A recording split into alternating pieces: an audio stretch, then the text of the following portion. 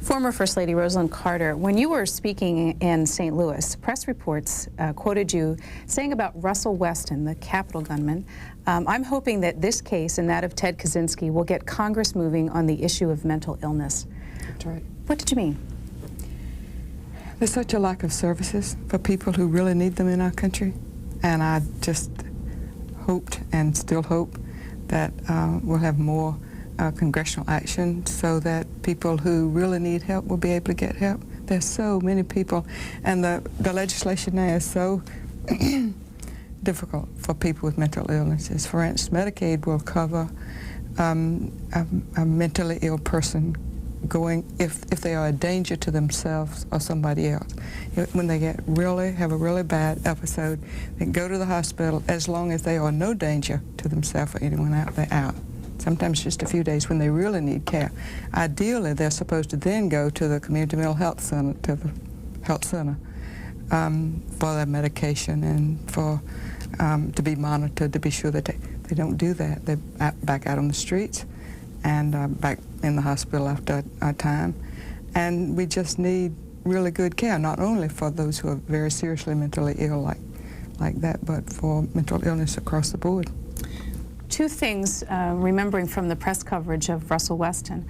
One is his parents speaking on the news media. I'm sure you saw some of the accounts or read some of the newspaper, and the obvious pain of dealing with someone in your family so ill.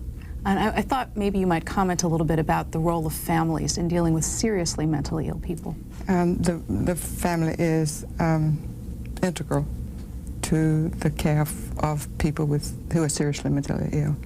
In fact, if a person who is seriously mentally ill has a team of people that work with him or her, then they have, which includes the parents and the professionals and so forth, then they have a much better chance of being able to take medication if they have it monitored. But see, today, with the new knowledge about the brain, I mean, it's just amazing what we've learned about the brain in the last few years, and we have new medications, new treatment methods. Mental illnesses can be diagnosed, they can be treated, people can lead almost all full, productive lives, but they have to have some help, some that are seriously mentally ill.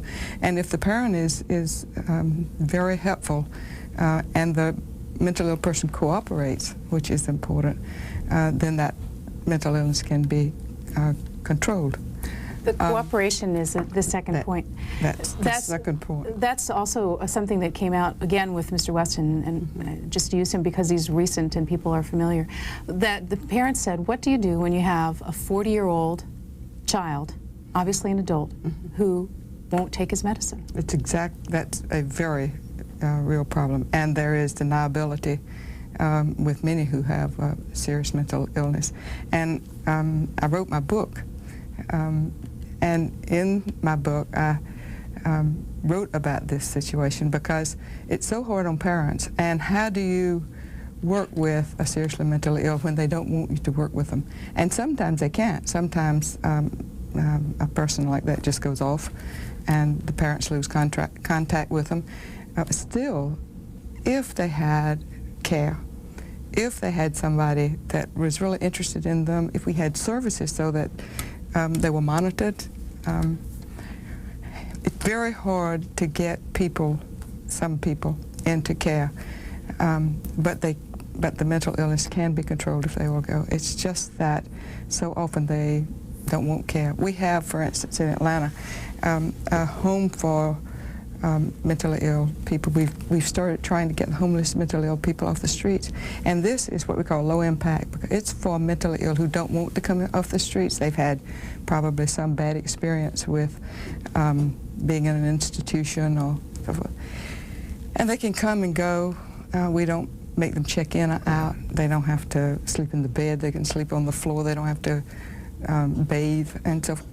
And over a period of time, you can gain that confidence and get them in the medication, but it takes a long time. It's just a very serious problem. But I do think if we had the services, it would be less and less of that. Well, let's pause from the issues for a minute because you mentioned your book, and I want to show the audience that that's the reason for our conversation about mental health. You've just written a new book about it that's called Helping Someone with Mental Illness, a Compassionate Guide for Family and Caregivers. It's described as a very practical book.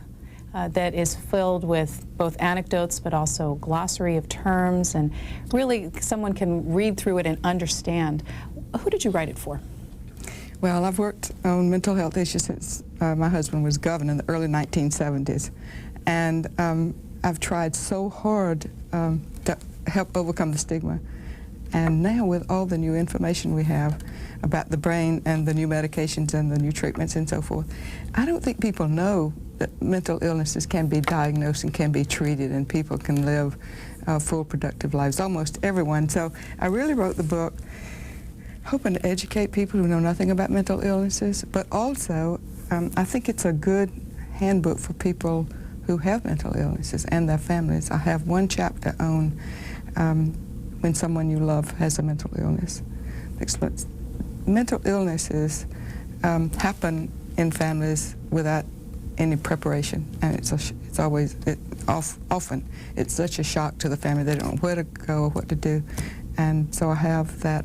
In fact, people don't know the difference in a psychiatrist, a psychologist, and what social workers do, for instance, what kind of therapy there is. So I tried to describe those, but I also describe what we've learned about the brain and the research in hopefully in simple language, because I write like I'm telling my mother what I'm doing, so that so everything has to be very simple. She's 92 years old, and I try not to use a lot of big words. I didn't name very many parts of the brain. And then I have a chapter on caregiving for the person who is caring for the one with mental illness. And I've had a lot of experience with that because our local college has what we call the Rosalynn Carter Institute for Caregiving. And so I've had a lot of experience with families caring for people with mental illnesses, and I actually wrote a book about caregiving for people who are caring for anyone, but it included mental illnesses. So I have that chapter too. So I really think it's a handbook for people who know nothing about mental illness to explain some of what a so-called mysteries, people think are mysteries about mental illnesses, to overcome some of the stereotypes and myths, but also a good book for people who have family members who are mentally ill. You are struck when reading it that mental illness can, just like physical illness, can range from a cold to cancer. Exactly right. That mental illness can be really minor short-term cases of depression all the way through to the very serious illnesses we were talking about at the beginning. Does in fact that even the minor short-term ones fall under that same rubric of mental illness add to the stigma that people feel in talking about it? Absolutely, absolutely. And what I've tried for so long to do is to overcome that distinction. I think if you're sick, you're sick. You ought to be able to get care without being stigmatized about it. And we've learned from research that most of the mental illnesses are biologically based, just like physical illnesses are biologically based. And there should be no distinction. I would like to see courses taught in school, I would like to see mental health, mental illnesses taught just as physical illnesses are taught, and with no distinction. I've worked on that for a long time, actually trying to get medical schools to incorporate mental health issues for primary care physicians who often don't recognize mental illnesses, and try treating people over and over and over for headaches, stomach aches, not feeling good, knowing something's wrong when the physician can find nothing wrong, when they're actually suffering from mental illness and can be helped. Any success with the university so far? No, but I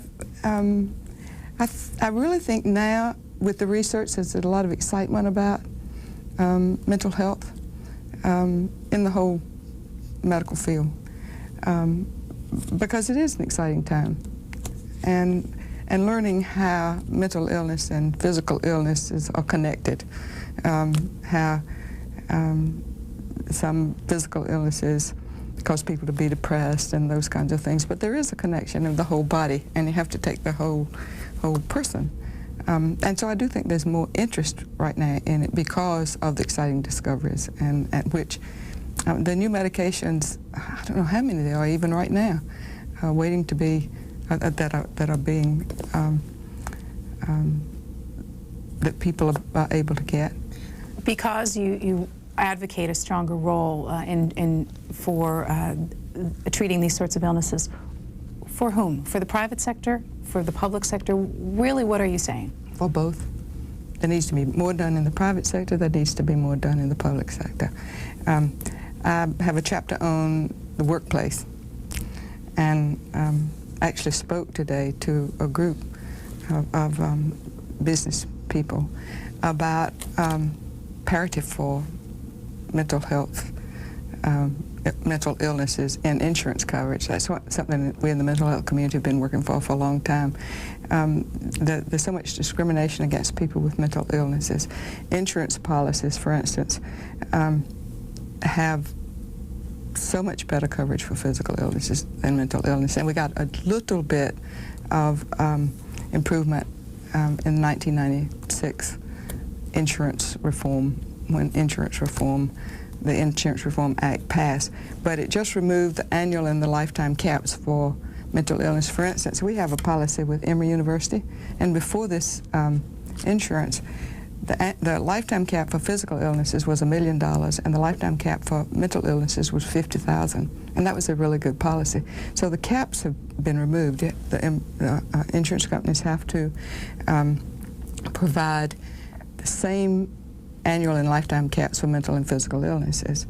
The problem is that employees don't have to provide mental health coverage. If they do, the caps have to be the same. But that still leaves so much difference with the length of stay in hospitals that are covered, the co-payments that are so much higher for mental illnesses. So we're working on that. But there are things that people can do, employees can do in the workplace, for instance. They can have people come in and talk to employees about mental health. They can have, when screenings, when they have physical health screenings, and they do sometimes for cholesterol or high blood pressure and so forth, they can observe National Depression Screening Day, National Anxiety Screening, those kinds of things that make it routine to include mental health along with physical health and the concerns about the employees. They can give flexible hours. Now they have to make reasonable accommodations according to ADA, and those are hard to define. It's easy to do things like ramps for wheelchairs and moving somebody by a window if the enclosed place or darker place makes them be more depressed. Those things are easy, but there's some things that are not easy. It's very difficult for employees to know what reasonable accommodations are. There's just a lot of things that can be done in the workplace to accommodate people who have mental illnesses, but also caregivers. I mean, for an employee to make a phone call to be sure that the mentally ill loved one is cared for, flexible hours, the things that employees can do to accommodate mental ill people. Because C-SPAN is a network about politics, I was struck by one analogy that you used. I'm going to ask you to explain it, which is you talk, in order to show how much progress has been made, about the days of Tom Eagleton to Lawton Childs. That's right. That's right. What were you saying there? Well, in my book I did that. Yes. Well, I think it's just to show that we have come a little bit of difference, because Tom Eagleton had to drop out of the race for vice president. I can't remember. It was a good while ago when McGovern ran. And then Lawton Childs 72. Was elected. Is that right, 72? It was 72. And then Lawton Childs was elected governor of Florida after he said that he had had some psychiatric therapy. And so that is progress. We just haven't progressed enough. This is your fourth book. Is that right? Yes, I wrote one with Jimmy, and I've written 3. Mm-hmm. You also have a co-author, Susan, is it Gallant? Gallant. Mm-hmm. Can you tell me about her? She's really wonderful. She has written, I think, something like 18 health books. And and she helped me with my caregiving book too a few years back. She is so good. Not only does she know issues, but one of the main and best things she does for me is help me organize the book. She knows what I need to say because she's written so many health books, how to organize the information that I have and the material that I have. But she's also really good at research on the different issues. She helps me with that. I put everything on my computer and do all the writing. I do the writing. She will send me some information. She might send me a lot of information by email because she lives in California, and I take that and if it's an issue that I have asked her to look at, I study that, and then I write what I want to write about this subject. So she's just really good. How did you make her acquaintance? When I wrote the book on caregiving, the editor that she works with so much at Random House put me in touch with her. She's been wonderful. Times Book published your latest book, which is the Random House division. Have you worked with them in the past? On the caregiving book. Do you have a particular editor you've used for your books? Not particularly. So you work with a different person from time to time? Well, I think I've worked with one on these two books as much as I worked with anybody but Susan, and this one particular editor at Random House had worked together so much that Susan and I mainly do the work and then we send it off. It's not like when I haven't worked on these two books like I did with my First Lady from Plains, where I wrote the whole book before I let an editor see it. And I had so much information. I'd never written anything before. I was scared to death to let anybody read it. And then showed it to the editor, who helped me then organize it and so forth. So she was a really big help. But Susan has written so many books that I can work with her, and then we work a little bit with the editor. Do you enjoy writing? No. Why do you do it? It's very difficult for me. It's very, very hard. Well, I've written these books because I think they're important. I think I learned so much about caregiving. And when I wrote that book,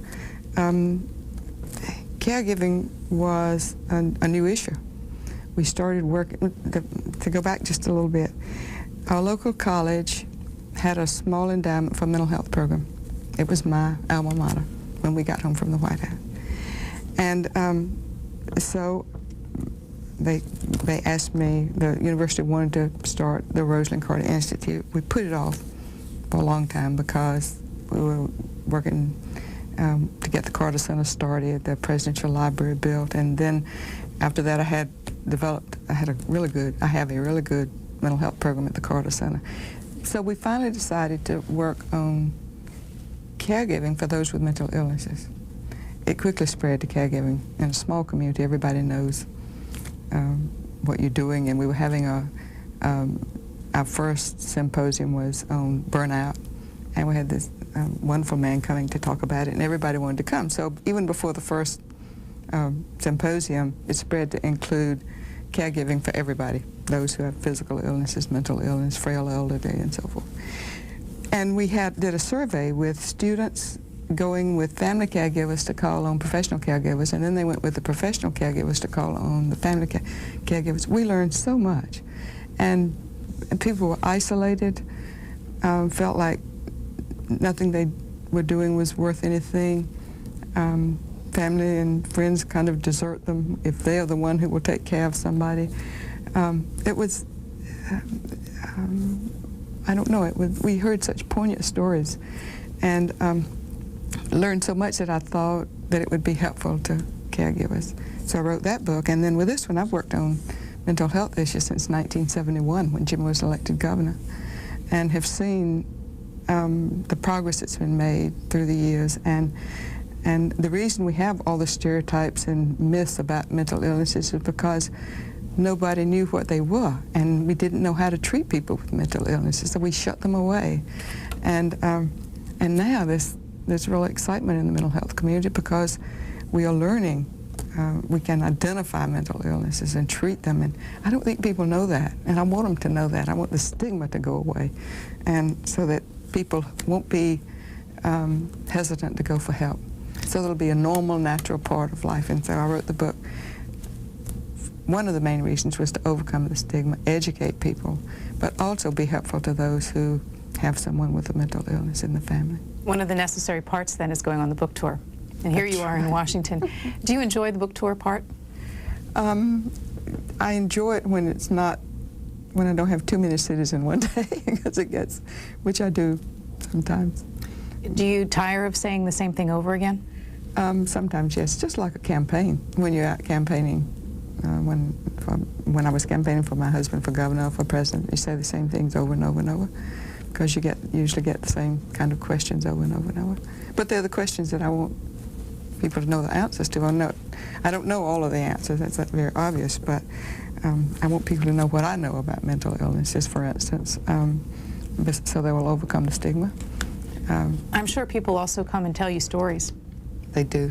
Do you remember one that you'd like to share? Obviously it won't be in your book because you heard about it on the book tour, but something that really captures what you're trying to tell? Well, I have a lot of stories in my book. Since I've been on the book tour, I've had so many people. I had one young woman come up to me after a speech in, I think, Oregon, with tears running down her cheeks. She said that she had a mentally ill brother in her family, and that she'd been ashamed of it all her life, and that now I had helped her to know that it was all right for him to be mentally. I mean, those kinds of things just kind of tug at your heartstring. Mm-hmm. You have no mental illness in your own family, however. No. You've never had any experience from it. No, but Plains is only 700 people, and one of Jimmy's cousins was in and out of the mental institution years ago, and you know, that's so sad now, because today he could be treated and live a productive life. That is so sad to me. And then there was a young woman who was the age of my son, who was seriously mentally ill, and just a real problem for her parents, and kind of,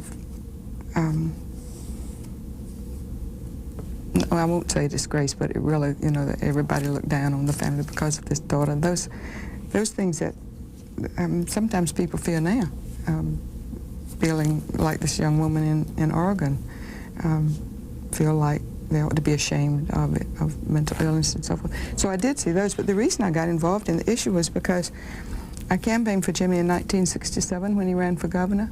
We lost that year. Got in late when our leading candidate dropped out with a heart attack, our Democratic candidate. But I traveled over the state, which I'd never done before campaigning. And all of our family went different ways because nobody knew who Jimmy Carter was. He had just been in the state Senate in a 7-county area, and Georgia has 159 counties. I had so many people ask me what my husband would do for an emotionally disturbed child, or mentally ill cousin, relative, or institutionalized family member. If he were elected governor, what would he do for them? Well, we had a big expose of our state mental institution in 1959, and at that time, in 1967, Georgia was moving toward regional hospitals, but there was still concern, everything was up in the air about what was going to happen with their family members who were ill. I had so many people ask me, and so I started really looking at the problem and found out that no one at that time was speaking up for them. Nobody would talk about mental illness publicly. Nobody would admit that a family member had a mental illness. There was just nobody, I felt at that time, to speak up for the needs of mentally ill people, and that's why I worked out a governor's commission, then a president's commission, and now have a really good program at the Carter Center. Tipper Gore also has associated herself with this. You mention her in your book. Do you work together? Yes. I have as I said, a really good program at the Carter Center with annual symposiums where I have about the representatives, the top people of about 60 mental health organizations that come. Every year we discuss the issues. I work with Tipper on those. She came, I don't know whether she came last year, I think. But anyway, she comes to some of them, but then we work with her staff people. And if we're working on parity for insurance coverage and those kinds of things, we work closely with her staff. So yes, she's a very good friend, and I am so thankful she's there working on this issue. Also, in the beginning of your book, in the acknowledgments, you mentioned President Carter and his assistance. What role did he play as you created this book? He is very helpful. He edits everything I write. I edit everything he writes. Who's the tougher editor? I've gotten to be a fairly good editor because he's written so many books. In fact, he has a new one now on the virtues of aging. But we wrote a book together, which was a disaster because we write so differently. But we finally made it work by when we disagreed on something, and we'd put, I think we had my initials, RC, and then we'd have what I thought, and JC with what he thought. That's the way we kind of solved that. But so we don't write together anymore. But he will edit mine, I will edit his. The good thing about that is I don't have to take his suggestions. He doesn't have to take mine. But at least they're there for us to see, and very helpful, very helpful. And he was particularly helpful with this book because mental health terminology that I am so used to is not foreign to him because he's heard a lot of it, but he could read this and say, your mother wouldn't understand this. And that part was really helpful in writing research about the brain, which is very difficult. I had to study so much to kind of learn what was going on for myself, and then try to put it in simple language. And I would write something out, and he said, "I don't understand." He would say, "I don't understand this." Well, everything that's written about research on the brain is so technical that it took a lot of study. So, in that way, with this book, he was more helpful with me, I think, helpful to me, because something that would be obvious to me because I've worked in the issue so long, he wouldn't understand. What do you think of the concept of his latest book, The Virtues of Aging? Are there, in fact, virtues? There are virtues. People laugh all the time when we talk about it because they say it must be a very brief book. But he defines virtues in two ways. The virtues that come with aging, the good things in life now that we enjoy with children and grandchildren, and more time to do things that you want to do because, well, although we're not retired, we still take time to do things that we want to do. I think the key to it is to having a good older life is to stay busy and have things that occupy your mind and so forth. But also he talks about the virtues that older people have that they can share with younger people, and so I think it's an interesting book. Both you and President Carter, I hope you don't mind me saying this, are in your 70s now. That's right. Do you think of yourself as a senior citizen? No. I remember the first time, and this was a good while ago, that Jimmy came home. He had been to Atlanta. The Carter Center's in Atlanta. We're in Plains, which is about a 2.5-hour drive, 3-hour drive from Atlanta to Plains. He'd been to Atlanta and was stopped along the way to eat breakfast, and the Secret Service agents were there. And when he got his bill, it was not as much as the agents. And so he was talking about it, and he said, I don't know why mine is, I got the same thing you did, and it's not the same price. And this man sitting next door heard him, next to the table next to him. He said, it's right, Mr. President, because they give discounts to senior citizens. Well, I think it was the first time he'd ever thought of himself as being a senior citizen. This was a good while ago. He came home. It was really a shock to him. So, enough that he retold the story. I know. It took him a while to get over it, I think. But no, I don't know. We're as busy now as I think we've ever been. We have so many interesting things that we're doing at the Carter Center with our programs, and I don't know. Maybe you're as old as you feel, and I don't feel very old. Your partnership is now 50-plus years, the two of you. Your marriage, isn't that right? 52? We've been married 52 years. What's the secret to longevity there? I think that the respect we have for each other, I think, makes an awful lot of difference. Jimmy thinks that I can do most anything I want to do, and I think he can do most anything he wants to do. There's a mutual respect. When we got married, Jimmy was in the Navy for 7 years after we got married, and he was gone, and I had to take care of babies and do things. And then when we came home, began to help him in our farm supply business, and I kept the books, which I had never done. He helped me learn. I took a correspondence course from the local vocational technical school. Well, I had a friend there who taught, and she gave me the books, and I studied.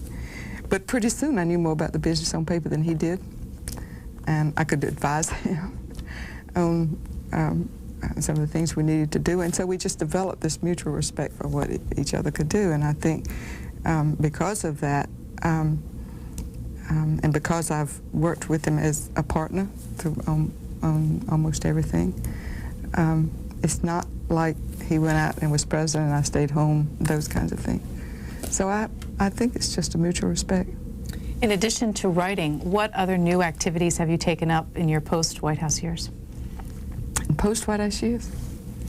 Well, I began skiing when I was 59, downhill skiing, which we've loved. Well, there are all kinds of things we've done that we had not done before because of the opportunities we had. For instance, the Carter Center has developed more than we ever dreamed it would. We have programs in 35 African countries, health and agriculture programs, conflict resolution, human rights, and we travel to Africa once or twice a year to visit the programs. We have a Latin America program. We monitor elections. We've monitored 16 elections, I think, in this hemisphere, bringing democracy to countries, or assuring that democracy remains in a country. So all of these things are new and different. We've been working in the inner city of Atlanta with a program we call the Atlanta Project. Right now we are working to get kindergartens in all the areas, in all the schools. We're working to get, with the criminal justice system in Atlanta, to get after-school programs for children in middle schools. So there are all kinds of interesting, exciting things we're doing. We're even working with village elections in China, and those things are all new and different and exciting, besides my mental health work. This is a completely speculative question. It may not be possible to answer, but knowing your own childhood and the like, could you imagine that if you had not met Jimmy Carter, you still would have spent a life involved in issues and news and politics? Probably not. I don't know. Was your family one, as you were growing up, that was involved in the community, knew what was going on? No. My father died when I was 13. I was the oldest of 4 children. My mother had to go to work. She worked in a grocery store and then in a school lunchroom. And while I was still in high school, she went to work in the post office to raise 4 children, sent us all to college. But we didn't know we were poor. But my mother just worked. Jimmy's sister Ruth was my best friend. His father was active in everything, in all of the town, city council, well, all the town events anyway. And he died in 1953, I think. And he was in the state legislature when he died, and they were always friends of the governor. And so I had that kind of experience with Ruth, because I was at her house as much as I was at mine most of the time. But not until I wrote my book, the First Lady from Plains, my memoirs, when I came home, and talked to my daddy's sister, who at that time was 96 years old, did I know that he was on the city council when he died. So he was involved, and probably would have, if he had lived, would have I would have been more involved and know more about what was going on in the political area. But no, I don't know that I would have been involved in issues. Before Jimmy, was elected to the state senate, I kept the books, as I said, in our farm supply business, and was very active in PTA, those kinds of school issues. But I don't know. What did you learn about what it's possible to accomplish as a First Lady, both First Lady of the state of Georgia and First Lady of the nation? Well, there's so much influence in that office, and it doesn't matter what a First Lady, what issues she chooses to work on, or what issues she chooses to work on, they get attention. And I always thought there'd be a terrible waste not to have to work on issues, to call attention to them. Of course, people in state legislatures and Congress don't always react the way you want them to, but they listen to you, and the issue becomes an important issue. A First Lady can help with any issue by just going to a fundraiser. The place will be packed because the First Lady's there. So there's a lot of influence and a lot of responsibility in that position. And you find that it continues even after you leave the White House? Well, what you learn when you leave the White House is the resources are still there. Because Jimmy was president, we can call on almost anybody in any field, the best people in any field, for help, and they'll help. And it's a huge responsibility, but with great opportunities. And so try to take advantage of those opportunities. We've made a few references to White House days. Would you mind taking a minute and catching our audience up on your children? We see so much when you're in the White House, and yet years go by and you really don't hear much of what's going on. How are they these days? What are they doing? They're fine. They're all fine. For a couple of years now, until June, all of them had been in the Atlanta area. Actually, for about a year and a half, it was the first time we had all four of them close to home. But now we have, one of our sons was working for an investment company.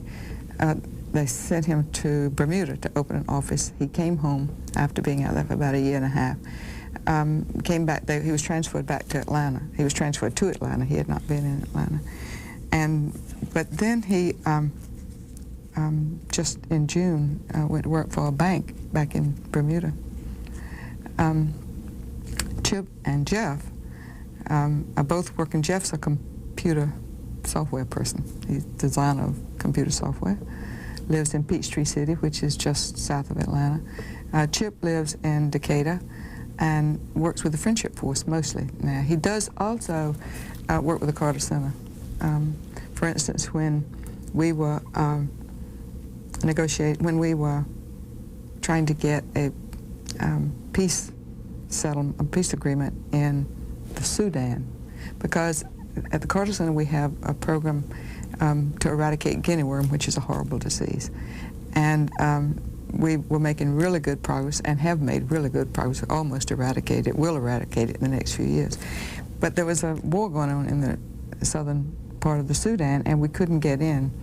And Jim was able to talk the head of state and the revolutionary into a ceasefire for 2 months. And the reason they did that was because we told them we'd send one of our sons over, because a lot of these people don't trust the United Nations, they don't trust the United States, but they will deal directly through a son. So Chip went to the Sudan and stayed for a month or 6 weeks or something like that. So we do use, he does do things for the Carter Center, work with the Carter Center too. Amy got a master's in art history from Tulane a year or so ago, and moved back to Atlanta. She's married. She's been married for 2 years. She's now renovating an old house. She illustrated a children's book, a story that Jimmy wrote a couple of Christmases ago. And I don't know whether she's going to do more of that or not. I hope she will, because she's really good. And we have 9 grandchildren. Our oldest grandson's in the Peace Corps in South Africa, and great young man. The next oldest one, who's in college, works in the state capitol. He's now managing the political campaign of our Democratic, help running the political campaign for our Democratic candidate for the United States Senate. I think he'll be the real, well, I'm not sure he'll be the only politician in the family, but I know he can't wait until he can run, till he finishes school. He almost ran for state legislature last year, but decided to wait until he finishes college, because he's going to school at Georgia State University at the same time he's doing it. You were anticipated my next question, which is why no politicians in the next generations of the Carter family, do you think? Is it a surprise that none of your children chose that life? Well, I think Chip would have, except when we came home from the White House, he had planned to run for office. But then he moved to Atlanta and got a job and knew nobody in that area. It was just, you know, after he left home, I think it was always in the back of his mind, but he got busy and just didn't do it. He's the one that is the real politician in the family. But I think there will be among our grandchildren. You have talked a bit about the Carter Center and its interest in issues involving world peace. Just last week, the story about the Nobel Prize and President Carter. What was your reaction upon hearing that?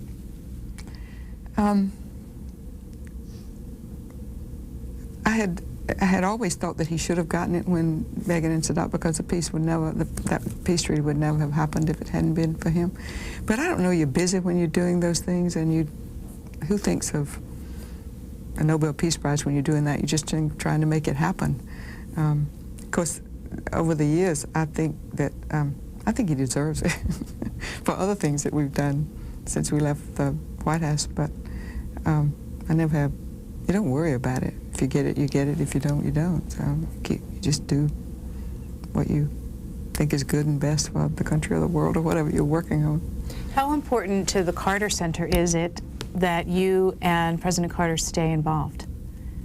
I think it's important, but we are making plans for the transition to the time when we will not be there any longer. And all of the staff, everybody at the Carter Center knows that we won't be there a long time now. And so we've spent a lot of time working and thinking about this. And we're raising an endowment for the Carter Center so that the programs will go on after we're gone. And the Carter Center has, Jimmy calls it a marriage with Emory University. It took us 5 years to work out a contract so that the Carter Center would remain unique.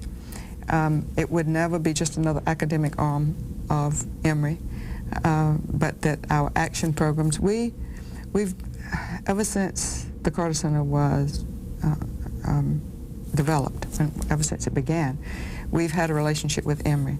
And we did the academic studies with Emory, but we don't study anything that we can't take action on. And we wanted to stay that way. Everything that we do, a study has an action component. We have health programs working to eradicate diseases and immunizing children in the world. We have a child survival task force. Is not exactly a part of the Carter Center, but we work with these people throughout the world. And since we began, that immunization across the world has increased dramatically. Not because of us, but because of Dr. Bill Faggy is our health fellow at the Carter Center. He runs that, and I think one reason the Carter Center has developed so is because we have the top people in the field, like Dr. Faggy for health fellow, Don Hopkins, who runs our, we call Global 2000, guinea worm eradication. Those programs was with Centers for Disease Control, working actually on guinea worm for something like 7 years or so before he went with the Carter Center and was able to go out in the field. We'll eradicate that disease, and it will be only the second disease ever eradicated. Smallpox was the first. What is the disease? Dr. Faggy was one that kind of led the smallpox eradication. It's an illness that comes from a little microorganism in the water and people catch water in these countries in these ponds during the rainy season, and then they live off of that water all during the dry season. And it gets muddy and foamy. They walk out in it and dip up water and drink it, take it back to do everything. It's the only water they have. And but this little microorganism, and the human body is the human is the only host. So if we can keep people from drinking that water with this little microorganism, it grows into a long worm and comes out a year later and totally immobilizes people. Comes out in moist places in the body. You can imagine where that is. But a lot of in the feet, because they walk out in the water, it feels so bad, hurts so bad when it's coming out. It stings from underneath. They don't know they have it until it starts to emerge. They'll walk out in the water to soothe it, and the end that comes out, the water helps it come out, lays hundreds of thousands of eggs and starts all over again. So if you can keep them out of the water, teach them to strain every drop of water they drink, and for 1 year, it's gone. But it's so hard. It's so many isolated areas in all of those countries. It's already been, we've eradicated from Pakistan, Yemen, a good many countries, and I think we're down now to 6 or 7 countries, and some might have 4 cases, or some might have 12 or something. We're down to about 30,000 cases outside the Sudan. And actually during that ceasefire, that Jimmy was able to get, which lasted for 6 months, 2 months, and then 2 more, and then 2 more, we were able to, we had already been to the financial community, the funders, to get the money. We had, and we don't do these things by ourselves. We have all the non-governmental organizations. We had so many working with us. They were all poised and ready to go in. We identified the areas where there was guinea worm in the Sudan. What we do is teach the local people what to do to keep people out of the water, and then they monitor and so forth. So we don't really know what's happening in the Sudan now because you can't get into many of those areas. We hope that still working, and they're still working. We think they are. Some place that we can monitor, they are still working. So, so we read that's some of the kinds of things we do. With all these issues, and with your book tours and writing, how much time do you get to spend in planes? Not enough. Do you miss it? Not enough. We travel an awful lot with our projects, but we do have time at home, and we do. All of our trips are not work. We fly fish. We go fishing several trips a year. We go skiing. We take our family skiing a couple of times a year.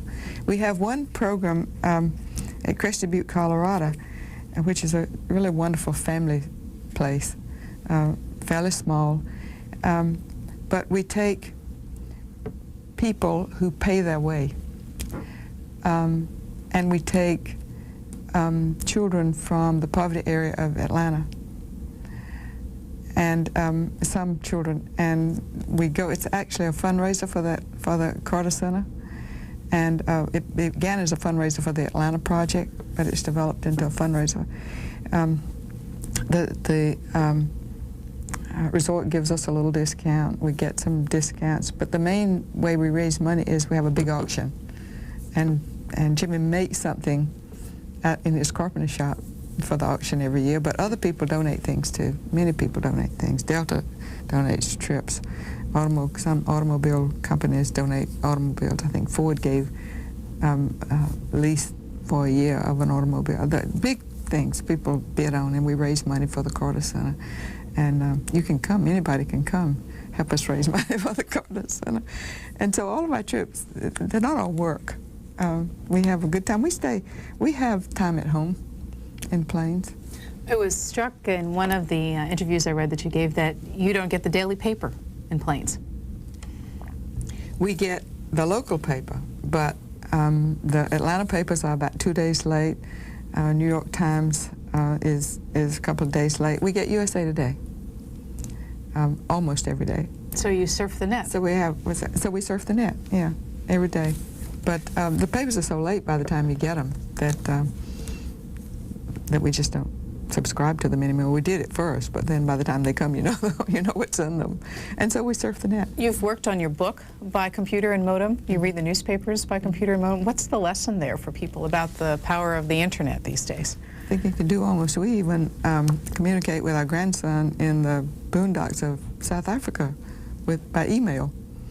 I think, well, it's just unlimited what you can do on the internet. Was it daunting for you to learn how the internet worked? I don't think so, because I'd used the computer. I had written, well, I had when there were word processors, back when they were only word processors, and I do our books. I do our financial work on the computer, and so the internet. I wish I knew more about it, but our son Jeff, as I said, our children are all so knowledgeable about it that if we have any problems, we just call them. And also our grandson, who, when I think he was 11 or 12 years old, I was teaching adults in the neighborhood they lived in how to use the computer. So we have plenty of help at home. Well, bringing us back to mental health issues, which is the subject of your current book, are there resources for people available on the internet to find out more if they get interested in this book? Absolutely. And I have a list in my book of the email addresses of the major mental health organizations, the National Institute of Mental Health. You know, all of that is listed in the book. Mm-hmm. Do you have another book in you? Not now. I need a rest from writing it. It's really hard to write a book, particularly one that I had to study so much to write, and keep up with all the other things that we do too, the travels and the programs and so forth. And so I'm kind of burned out right now. How long did it take you from the idea stage to publication? Probably 2 years. And much of that. Most of it was for instance, I saved, not this past year, but the year before, I saved 2 months when I had very little so that I could stay at home and work on it. But you just have to fit it in. It's really, it's hard. Jimmy can go in his office and sit down and write a chapter. I go in my office and I get everything way out here. It takes me forever to get it back the way I want it. He says I'm like Moses going up on Mount Sinai and coming down with it perfect. And I don't want a word changed, and he's almost right, because I work and work and work and work to get it the way I want to do it. But it takes a long time.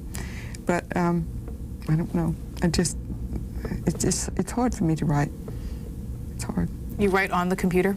Mm-hmm. First draft's totally. not long. I can't even think. If Jimmy says you need to expand this so we can understand it better, I have to put it on the computer. I've gotten to where I'm so used to doing that I don't even think if I don't put it on the computer, which is not a good thing to say, but it's true. And when do you write best? I don't work well. I'm not a morning person. I had a really hard time writing my first book because I'd never written. I didn't know what I was doing. I didn't start until I would get up, and then I would have breakfast, and then I would go in my office to start working. It was about probably 9 o'clock. Jim had been up at 5 writing. When I would sit down, he would come in and say, "Why don't we take a little break?" I hadn't even gotten started. So we had to make some rules about that. Finally, shut the door and said 9 to 12, do not disturb. I had to do that after 2 or 3 months.